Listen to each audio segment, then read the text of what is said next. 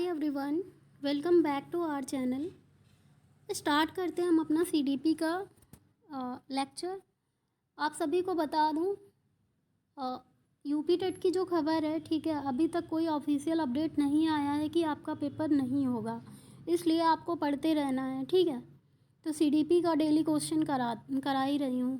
Okay, marathon का सोच रही हूँ, बट मैराथन इसलिए मैं थोड़ा रोक रखी हूँ क्योंकि थोड़ा सा क्लियर हो जाए एग्ज़ाम का, ठीक है। तो मैराथन लेकर आते हैं, अदरवाइज मैराथन तो 2 ही 3 दिन पहले मैं कराती हूँ सारा कुछ इकट्ठे, ठीक है। तो थोड़ा सा मैं भी कंफ्यूज हूँ कि आपका पेपर हो रहा है या फिर कोई ऑफिशियल आ रहा है, इसी को लेके मैराथन आपकी रुकी है। अदरवाइज मैराथन आपकी स्टार्ट हो जाएगी बहुत जल्दी। बाकी सीडीपी के क्वेश्चन आपके डेली चलते रहेंगे। 8 बजे डेली हमारा लेक्चर होता है। किस अवस्था में घनिष्ठ मित्रता की प्रवृत्ति पाई जाती है? देखो, घनिष्ठ मित्रता की बात चल रही है, ठीक है। अगर हम मित्रता की भावना का विकास की बात करेंगे तो आपको पता है टोली या समूह की अवस्था, गैंग की अवस्था, ये सब बाल्यावस्था में शुरू हो जाता है। लेकिन जब जो भी व्यक्ति है ना, मतलब कोई भी बच्चा है ना, घनिष्ठ मित्रता जब पाई जाती है, ठीक है, तो ये हो जाएगा किशोरावस्था की बात। ओके, आप लोग भी अपने अपने आंसर देते रहिए। अवधारणाओं का विकास मुख्य रूप से किस अवस्था में पाया जाता है? अवधारणा का विकास, ठीक है। क्या होता है अवधारणा? मतलब कॉन्सेप्ट, किसी चीज़ का आपको कॉन्सेप्ट समझ में आ रहा है, ठीक है, यही तो हुई अवधारणा, ठीक है। तो ये कब आपके, इसका विकास कब होता है या इसका विकास का हिस्सा क्या है, ठीक है। जब आप कॉन्सेप्ट समझते हो, इट मीन्स आपके अंदर बौद्धिक क्षमता का विकास हो चुका है, ठीक है। B is the right answer. कौन सा सही होगा? बी वाला। ओके, और आप सभी को मैं बता दूं कि हमारी जितनी भी थ्योरेटिकल क्लासेज हैं प्रीवियस वाली, वो पढ़ी हुई हैं यूपी टेट सी टेट के लिए। आप देखिए उनको, मैं सच में बता रही हूँ, उनसे ना आपको बहुत ज़्यादा फ़ायदा होने वाला है। जितने भी बच्चों ने उन क्लासेज को देखा है, उनको प्रत्यक्ष और अप्रत्यक्ष रूप से बहुत फ़ायदा मिला है यूपी टेट और सी टेट के एग्ज़ाम में। आप सभी लोगों को भी उन क्लासेस से फ़ायदा मिलेगा, बशर्ते आप लोग डेली देखते रहिए उन क्लासेज को। और एक बात और, जितना अगर आप लोग जीएस की भी क्लासेज मेरे द्वारा चाहते हैं, ठीक है, सुपर टेट के लिए या फिर जिनको एसएसटी का जिनका पेपर है, अगर आप लोग जीएस की डिमांड करते हैं सब लोग मिलके, ठीक है, तो मैं जीएस की क्लासेज भी स्टार्ट कर दूंगी। ओके, अभी तो हम लोग सीडीपी ही पढ़ रहे हैं, बाकी हमारी टीम भी है। अगर जैसे जैसे डिमांड बढ़ेगी फिर हम टीम भी ले आएंगे, हमारी ऑफलाइन वाली टीम। ओके, शिक्षा मनोविज्ञान एक विज्ञान है, ठीक है। काय का विज्ञान है? शिक्षा मनोविज्ञान, ठीक है। तो काहे, मतलब शिक्षा मनोविज्ञान क्या है, ठीक है। मनोविज्ञान के अंतर्गत अब हम क्या करते हैं? मानव के व्यवहार का अध्ययन करते हैं ना। मानवविज्ञान प्रारंभ में विषय था आत्मा का, फिर मन या मस्तिष्क का विज्ञान आया, फिर चेतना का विज्ञान बना, फिर व्यवहार का विज्ञान। प्रेजेंट टाइम में मनोविज्ञान क्या है? मानव व्यवहार का अध्ययन जिसमें किया जाता है, ठीक है। तो शिक्षा मनोविज्ञान क्या है? एक मानव व्यवहार का अध्ययन, ठीक है। मनोविज्ञान क्या था? आत्मा, मन, मस्तिष्क, चेतना या व्यवहार का विज्ञान। तो इसके अंतर्गत हम बच्चों के व्यवहार का ही तो अध्ययन करते हैं, राइट। नेक्स्ट क्वेश्चन है हमारा, विकास प्राणी में प्रगतिशील परिवर्तन है, ठीक है। डेवलपमेंट का मतलब क्या है? आप दिन प्रतिदिन आपके अंदर परिवर्तन होता रहता है, नए नए डेवलपमेंट्स होते रहते हैं, ठीक है। तो विकास प्राणी में प्रगतिशील परिवर्तन है, लेकिन कैसा परिवर्तन? प्रगतिशील परिवर्तन, राइट, जो निश्चित लक्ष्यों की ओर निरंतर निर्देशित होता रहता है, ठीक है। विकास प्राणी में प्रगतिशील परिवर्तन है जो निश्चित लक्ष्यों की ओर निरंतर रूप से निर्देशित रहता है। ऐसा किसने कहा था? ड्रेवर महोदय ने कहा था। किसने कहा था? ड्रेवर महोदय ने बोला था इस बारे में, राइट। नेक्स्ट क्वेश्चन है, माता पिता से संतानों को प्राप्त होने वाले गुणों को क्या कहते हैं?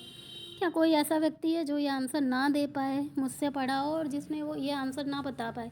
भाई, माता पिता से जो भी संतानों को जो भी गुण प्राप्त होते हैं, गुण हो या मतलब क्वालिटीज़ हो, ठीक है, या जो जो भी जेनेटिक हो, गुण हो, कोई बीमारी हो, कुछ भी हो, है ना, तो ये माता पिता से ही तो प्राप्त होते हैं बच्चों को, जो जेनेटिक गुण अवगुण जो प्राप्त होते हैं ना।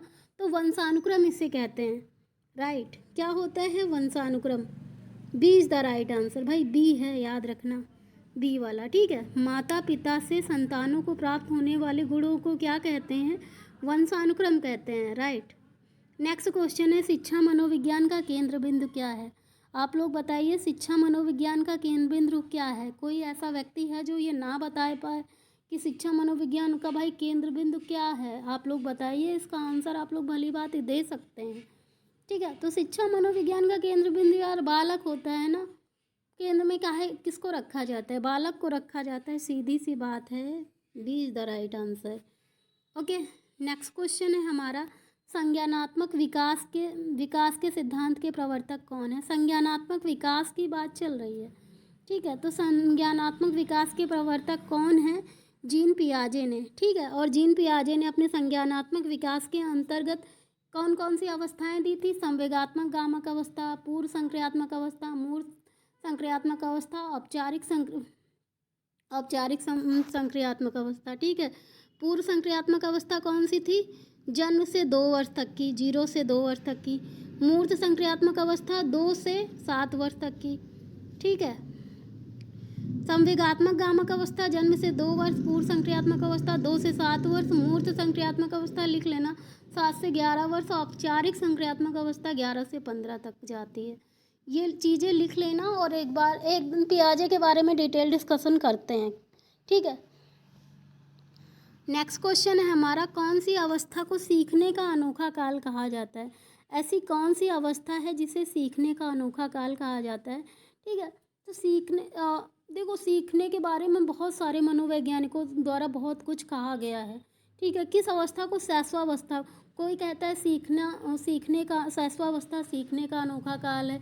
कोई कहता है मनुष्य को जो भी बनना होता है वो 4-5 साल में बन ही जाता है, ठीक है। तो ये सारे काम होते हैं शैशवावस्था में, क्योंकि इस दौरान ना बच्चे का मस्तिष्क होता है कोरी प्लेट के समान।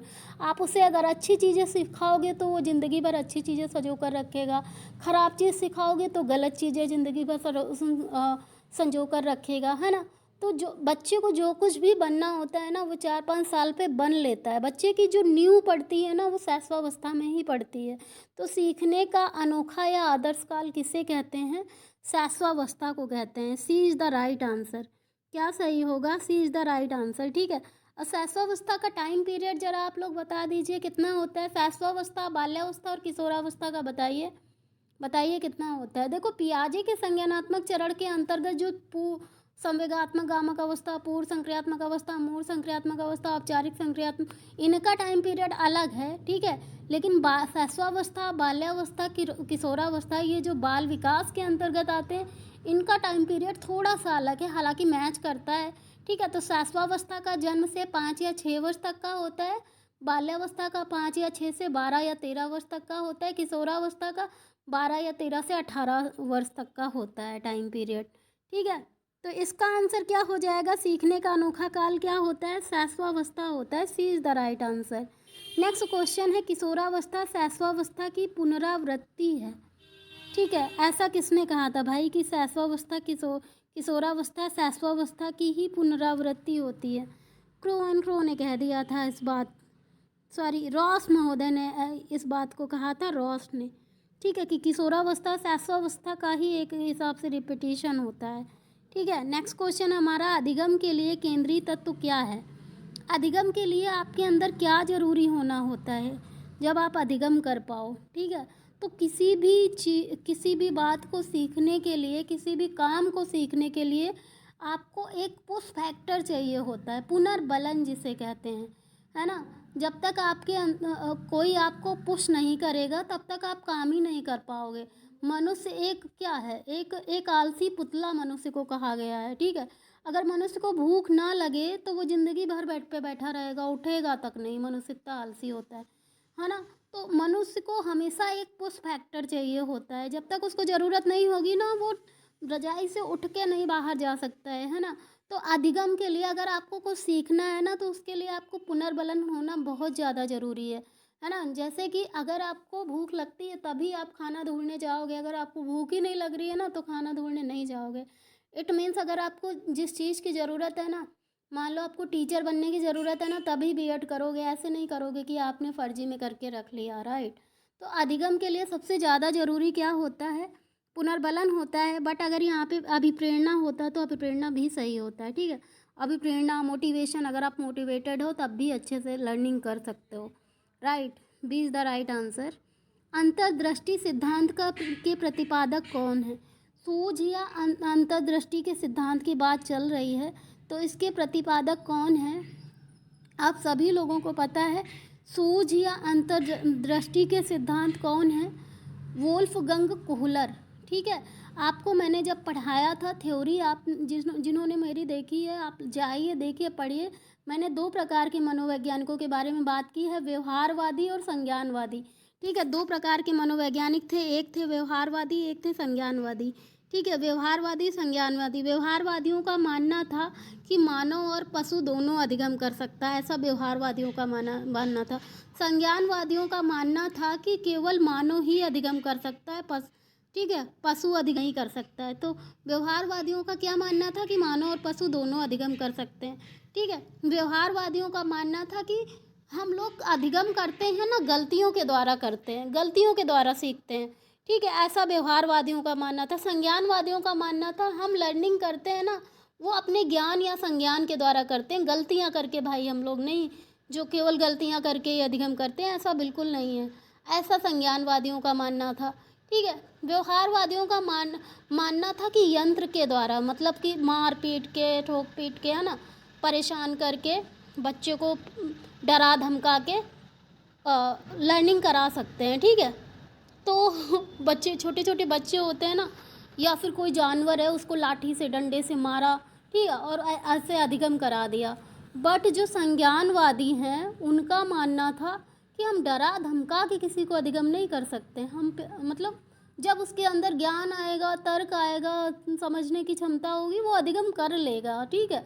वो उसका अंडरस्टैंडिंग लेवल है, उसके दिमाग की उपज है।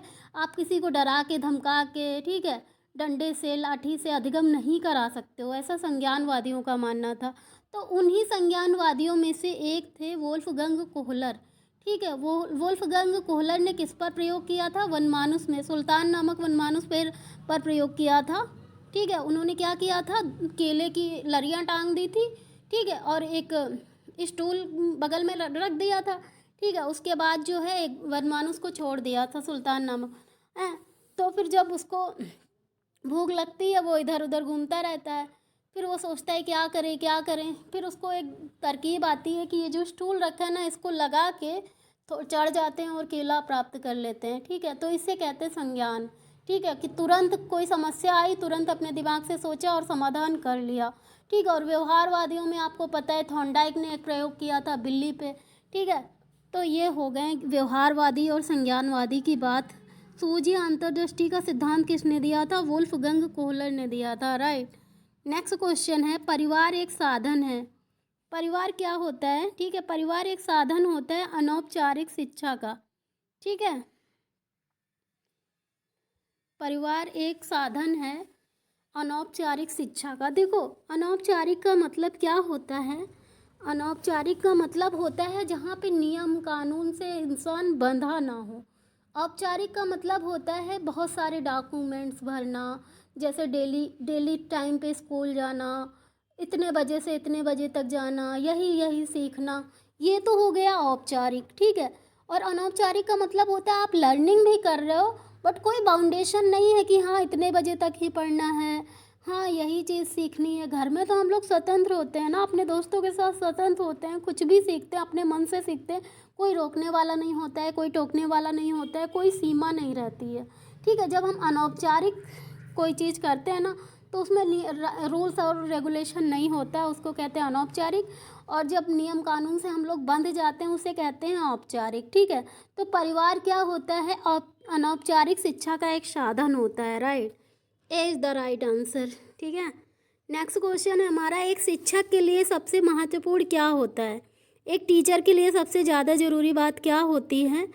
छात्रों की कठिनाइयों को दूर करना। भाई, बच्चों के पास कोई समस्या है ना, उसका समाधान करना है टीचर का। और क्या काम है? बच्चों की समस्याओं को समाधान करना, उनको अच्छे से पढ़ाना, है ना, यही काम होता है ना टीचर का। तो C is the right answer. Next question है हमारा, डिसलेक्सिया संबंधित है। भाई डिसलेक्सिया कल ही मैंने बताया था, डिस्ग्राफिया का मतलब होता है लिखने संबंधी विकार और डिसलेक्सिया का मतलब होता है पठन संबंधी विकार। जहाँ पे पढ़ने की बात आएगी वो क्या हो जाएगा, डिसलेक्सिया। पठन संबंधी विकार क्या होता है, डिसलेक्सिया, राइट। नेक्स्ट क्वेश्चन है हमारा, संवेग व्यक्ति की उत्तेजित दशा है, ठीक है। ऐसा किसने कहा था, ऐसा किसने कहा था, संवेग व्यक्ति की उत्तेजित दशा है, ये कथन किसका है, वुडवर्थ का। वुडवर्थ नामक मनोवैज्ञानिक हैं, उन्होंने कहा था जब इंसान अपने आपे से खोने लगता है, ठीक है, उत्तेजित हो जाता है, उसी को संवेग कहते हैं। जैसे आपको कोई कोई बात सुन के या फिर कोई ऐसा काम देख के गुस्सा आने लगी, तो वो क्या है, आपके उत्तेजित होने की एक दशा ही तो है। कोई प्रॉब्लम हुई, आप रोने लग जाओ, ये क्या है, ये संवेग ही तो है। किसी बात पे आपको हंसी आ रही है, ये क्या है, ये संवेग ही तो है ना। तो ये चीज़ें क्या होती हैं, संवेग किसी व्यक्ति की उत्तेजित दशा होती है, ऐसा वुडवर्थ ने बोला है, राइट। नेक्स्ट क्वेश्चन है हमारा, कोहलबर्ग का विकास सिद्धांत निम्न में से किससे संबंधित है। कोहलबर्ग ने कौन सा सिद्धांत दिया था, नैतिक विकास का सिद्धांत दिया था, ये बात आप सभी को पता है, ठीक है।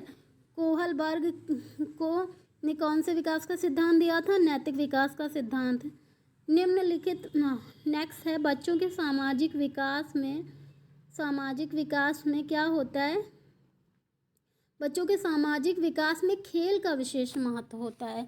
ये बात बिल्कुल सही है कि बच्चों के डेवलपमेंट में, बच्चों के सोशल डेवलपमेंट में सामाजिक विकास, खेल का बहुत ज़्यादा योगदान होता है। खेल के माध्यम से बच्चे पहली बात तो फिजिकल एक्टिविटी करेंगे तो उनका शरीर क्या होगा, अच्छे से डेवलप होगा, ठीक है, शरीर का डेवलपमेंट अच्छा हो जाएगा। दूसरी बात, गेम के माध्यम से बच्चे क्या हैं, मतलब सोशल हो रहे हैं, मतलब सोशल एक्टिविटी भी सीख रहे हैं। दोस्तों के साथ खेलेंगे ना, तब उनका तालमेल बढ़ेगा, बातचीत करेंगे, बच्चे क्या होंगे, बहिर्मुखी हो जाएंगे, ठीक है, बहिर्मुखी व्यक्तित्व का विकास हो जाएगा उनका, ठीक है।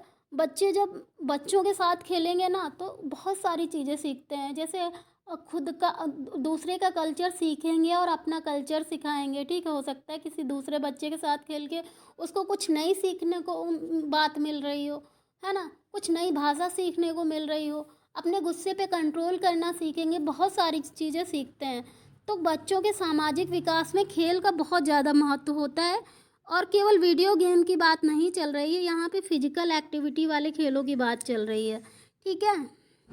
नेक्स्ट क्वेश्चन है, सीखना क्या है, लर्निंग क्या होता है, सीखने का मतलब क्या है, व्यवहार में परिवर्तन या फिर अनुभव तथा अभ्यास का परिणाम या फिर व्यवहार में अपेक्षाकृत स्थायी परिवर्तन। जब मैंने लर्निंग कराई थी लर्निंग क्या कराई थी, जब मैंने ये वाला टॉपिक पढ़ाया था ना, अधिगम, तो मैंने आपको बताया था कि अधिगम का मतलब होता है अनुभव, प्रशिक्षण और अभ्यास के द्वारा जब हमारे व्यवहार में स्थायी परिवर्तन होता है तो उसे ही अधिगम कहते हैं, ठीक है। तो व्यवहार में परिवर्तन अधिगम है, ठीक है। अनुभव तथा अभ्यास के द्वारा, बिल्कुल सही बात है।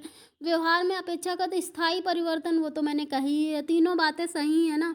तो क्या हो जाएगा, D is the right answer. 1 2 3, दो तीनों सही है, तो फिर ऑल ऑफ द अबव, ये सभी सही हो जाएंगे ना। नेक्स्ट क्वेश्चन है, आत्म केंद्रित व्यक्ति होता है। देखो, व्यक्तित्व के कितने प्रकार होते हैं, अलग अलग वैज्ञानिकों ने अलग अलग इसको बताया है। किसी ने बोला है कि 2 प्रकार के होते हैं व्यक्तित्व, किसी ने बोला है 3 प्रकार के होते हैं, है ना। तो व्यक्तित्व के 2 प्रकार होते हैं, किसने बताया था, आई थिंक युंग ने बताया था। जरा आप लोग कमेंट करके बताना किसने बताया था, व्यक्तित्व के 2 प्रकार होते हैं, अंतर्मुखी बाह्य, कमेंट करके बताओ, ठीक है। आत्म केंद्रित और आत्म केंद्रित व्यक्तित्व क्या होता है, ठीक है। देखो, एक होता है अंतर्मुखी, एक होता है बहिर्मुखी। अंतर्मुखी जो व्यक्ति होते हैं ना, बच्चे होते हैं ना, वो अपने आप में थोड़ा सा खोए रहते हैं, शर्माते हैं, बात करने में संकोच करते हैं, अपनी बातों को एक्सप्रेस नहीं कर पाते हैं, है ना। तो ऐसे व्यक्तित्व को कहते हैं अंतर्मुखी। और बहिर्मुखी क्या होते हैं, बहिर्मुखी बच्चे सामाजिक होते हैं, लोगों से बातचीत करते हैं, प्रतिभाशाली होते हैं, ठीक है, लोगों से दोस्ती बहुत जल्दी कर लेते हैं, ऐसे लोगों को क्या बोलेंगे, बहिर्मुखी बोलेंगे। तो जो आत्म केंद्रित व्यक्ति होता है, जो खुद में ही खोया रहता है, उसको क्या बोलते हैं, अंतर्मुखी बोलते हैं, right. A is the right answer. Okay, next question है व्यक्तित्व के संगठन का स्वरूप है। व्यक्तित्व के संगठन का स्वरूप क्या है? मनोवैज्ञानिक, शारीरिक। ठीक है, व्यक्तित्व के संगठन का स्वरूप क्या है? मनोवैज्ञानिक और शारीरिक। B is the right answer. Okay, next question है हमारा, छात्र में रुचि उत्पन्न करने की कला को क्या कहते हैं? छात्र में रुचि उत्पन्न करने, जब आप प्रेरित हो, आंतरिक रूप से मोटिवेटेड हो, प्रेरित हो, है ना, उत्साहित हो, तो फिर अपने आप में आपको किसी भी सब्जेक्ट में या फिर किसी काम करने में रुचि उत्पन्न हो जाएगी। तो प्रेरणा का होना बहुत ज़रूरी है। आपको पता है जो थॉर्नडाइक ने सिद्धांत दिए थे ना, थॉर्नडाइक ने सिद्धांत दिए थे, आप थॉर्नडाइक को क्या कहते हैं? प्रथम शैक्षिक मनोवैज्ञानिक कहते हैं, प्रथम पशु मनोवैज्ञानिक कहते हैं, क्योंकि उन्होंने पशुओं पे बहुत काम किया था। ठीक है, तो थॉर्नडाइक ने क्या बोला था कि एक घोड़े को 20-30 लोग मिलकर तालाब में भी तो ले जा सकते हैं, ठीक है, लेकिन 40 लोग भी मिलकर एक घोड़े को पानी नहीं पिला सकते हैं अगर उसका मन नहीं है तो।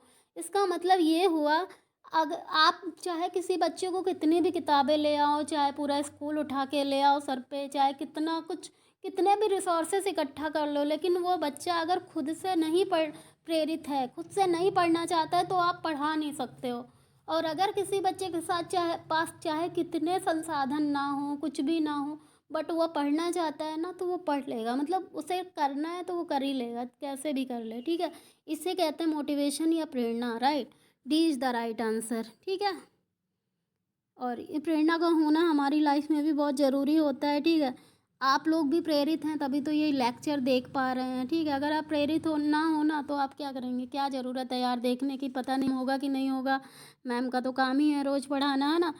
आप देख रहे हो इस लेक्चर को, इट मीन्स आप प्रेरित हो, अपने लक्ष्य के प्रति प्रेरित हो। राइट, नेक्स्ट क्वेश्चन है हमारा, ध्यान को केंद्रित करने की आंतरिक दशा क्या होती है? ठीक है, अभी आपको बताया, जब आप आंतरिक रूप से प्रेरित हो, रुचि है आपके अंदर, आप सीखना चाहते हो चीज़ों को, इट मीन्स क्या है? आपका कंसंट्रेशन लेवल बहुत अच्छा है। ठीक है, तो आंतरिक दशा क्या होती है? रुचि। आपके अंदर रुचि है भाई, सीखने की क्षमता है, सीखना चाहते हो तभी तो आप काम कर रहे हो, है ना। तो C is the right answer. Next है, शिशु का अधिकांश व्यवहार आधारित होता है। बच्चे जो होते हैं ना, छोटे छोटे बच्चे, शिशु का मतलब क्या? कोई छोटे बच्चे की बात चल रही है ना। तो शिशु का व्यवहार जो है आधारित होता है मूल प्रवृत्ति में। और मूल प्रवृत्त्यात्मक व्यवहार कब करते हैं बच्चे? जब वो सहसावस्था में होते हैं। इट मीन्स जब बच्चा जन्म से 5 या 6 साल तक का होता है ना, तो उसका व्यवहार होता है मूल प्रवृत्ति। मतलब वो अनुकरण के द्वारा सीखता है, चीज़ों को उठा लेगा, कभी कभी मुंह में डाल लेगा, अंगूठा चूसने लगेगा, है ना। आप जो भी करोगे वो देख के करने की कोशिश करेगा। ये सब क्या है? मूल प्रवृत्त्यात्मक व्यवहार ही होता है। इसे ही मूल प्रवृत्त्यात्मक व्यवहार कहते हैं। राइट, नेक्स्ट क्वेश्चन है, प्रासंगिक अंतर्बोध परीक्षण टैट का विकास किसने किया था? टैट का विकास किसने किया था? ठीक है, तो एस मुर्रे ने किया था। ठीक है, मार्गन मुर्रे ने किया था टैट का विकास। ठीक है, नेक्स्ट है, अनुभव द्वारा व्यवहार में परिवर्तन को क्या कहते हैं? सीखना या फिर लर्निंग। इसे ही लर्निंग कहते हैं। राइट, नेक्स्ट क्वेश्चन है हमारा, मानसिक आयु का प्रत्यय सबसे पहले किसने विकसित किया था? ठीक है, मानसिक आयु का प्रत्यय सबसे पहले किसने व्यक्तित किया था? बिने साइमन ने। आपको पता है बुद्धि का सबसे पहला परीक्षण किसने दिया था? बिने साइमन ने। बिने कहाँ के थे? फ्रांस के थे। फ्रांस के एक टीचर थे। ठीक है, ये कहानी मैंने कई दफ़ा आप लोगों को सुनाई है कि ये एक फ्रांस की नगर पालिका के बिने जी एक फ्रांस की नगर पालिका के टीचर होते हैं। ठीक है, इनके स्कूल का रिजल्ट बार बार गिरता चला जाता है, अच्छा नहीं जाता है इनके स्कूल का रिजल्ट। तो वहाँ के प्रिंसिपल बहुत चिंतित हो जाते हैं। प्रिंसिपल बोलते हैं, भाई कोई उपाय ऐसा करो कि इन बच्चों का रिजल्ट एटलीस्ट अच्छा हो जाए, क्योंकि हमारी बड़ी बेइज्जती हो रही है, इन लोगों का रिजल्ट तो ख़राब ही होता जा रहा है साल दर साल। तो इस बात से बिने बहुत चिंतित हो जाते हैं, और उन्होंने जो है सोचा, अब हम क्या करेंगे, इनकी बुद्धि का परीक्षण करेंगे। लेकिन उसका आधार इन्होंने क्या माना? मानसिक आयु को माना। ठीक है, इन्होंने एक बुद्धि परीक्षण किया जिसे पहला बुद्धि परीक्षण कहते हैं, और इनके साथ में इनके दोस्त थे साइमन। इसीलिए दोनों मिलकर ये परीक्षण कहते हैं। तो इसको कहते हैं बिने साइमन परीक्षण, और ये बुद्धि का पहला परीक्षण होता है और ये परीक्षण हो जाता है सफल। ठीक है, ये परीक्षण हो जाता है सफल, बिने साइमन परीक्षण। ठीक है, उसके बाद में क्या होता है, तो इनका जो बुद्धि मतलब पहला बुद्धि परीक्षण था उसका आधार क्या था, मानसिक आयु। उसके बाद बुद्धि लब्धि के आधार पर परीक्षण होने लगा था, लेकिन सबसे पहले क्या था, मानसिक आयु के आधार पर इन्होंने परीक्षण किया था। ठीक है, तो मानसिक आयु का प्रत्यय सबसे पहले किसके द्वारा दिया गया था, बिने के द्वारा दिया गया था, बिने साइमन के द्वारा। पूरी स्टोरी समझ ली आपने। नेक्स्ट क्वेश्चन है हमारा, गेस्टाल्ट मनोविज्ञान की आधारशिला किसने रखी थी। गेस्टाल्टवादी मतलब मैंने क्या बताया, दो प्रकार के मनोवैज्ञानिकों के बारे में बताया, व्यवहारवादी और संज्ञानवादी। तो जो गेस्टाल्टवादी हैं उन्हीं को संज्ञानवादी कहते हैं, मतलब गेस्टाल्टवादियों का दूसरा नाम है संज्ञानवादी। ठीक है, तो इस गेस्टाल्टवादी या संज्ञानवादी मनोविज्ञान की आधारशिला रखी थी मैक्स वर्दीमर ने। Right, B is the right answer. Next है क्वेश्चन हमारा, 8 वर्ष के सुधीर की मानसिक आयु 10 वर्ष है, उसकी बुद्धि लब्धि कितनी होगी। ठीक है, इसकी बुद्धि लब्धि जरा आप लोग बताओ। बुद्धि लब्धि का फॉर्मूला है मानसिक आयु बराबर बुद्धि लब्धि बराबर मानसिक आयु बटे वास्तविक आयु गुणे 100। ठीक है, IQ बराबर क्या हो जाएगा, मानसिक आयु। ठीक है, मानसिक आयु मतलब MA मेंटल एज बटे क्रॉनिकल एज CA इंटू 100 करके आप लोग निकाल लीजिए। इसका आंसर आ जाएगा, मानसिक आयु कितनी है, मानसिक आयु है 8 वर्ष के हैं। ठीक है, तो मानसिक आयु है 10 और इनकी वास्तविक आयु कितनी है, 8 वर्ष। 10 बटे 8 करके गुणे 100 निकालो, 10 बटे 8 गुणे 100। ठीक है, निकाल लीजिए कितना हो जाएगा, आप लोग कमेंट करके बताइए। इसका आंसर हो जाएगा 125। ठीक है, 1000 बटे 8। ठीक है, 8 एकम 8, 2 बचे इधर, 8 दूनी 16, फिर 8 पंच 40। D is the right answer, है ना, 125 हो जाएगा आंसर। ओके, नेक्स्ट क्वेश्चन है हमारा, अभिक्रमायोजित अधिगम का प्रत्यय सबसे पहले किसके द्वारा दिया गया था। ठीक है, BF स्किनर के द्वारा दिया गया था। अभिक्रमायोजित अधिगम का प्रत्यय किसने दिया था, BF स्किनर। ठीक है, ब्यूरस फ्रेडरिक स्किनर द्वारा दिया गया था। राइट, नेक्स्ट क्वेश्चन है हमारा, क्रोध व भय प्रकार हैं। ठीक है, क्रोध, भय, घृणा, दुख, सुख, ये सब क्या है, संवेग हैं।